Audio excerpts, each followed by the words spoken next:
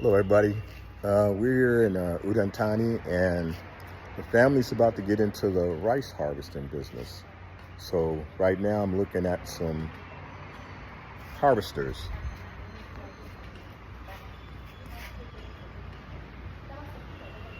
They say have to eat cow, but Huh? have to eat cow, but not enough.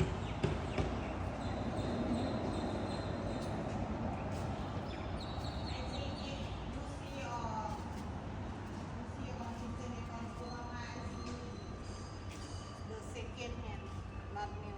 Yeah, that's what I mean. So you don't have secondhand?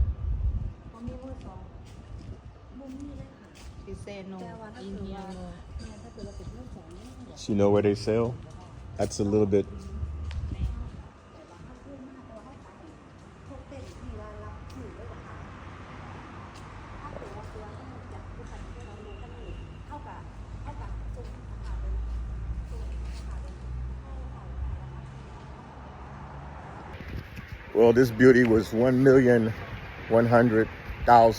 baht. It's about $34,000. We're gonna continue looking because I have seen some on the internet that was cheaper, used, secondhand they call it here.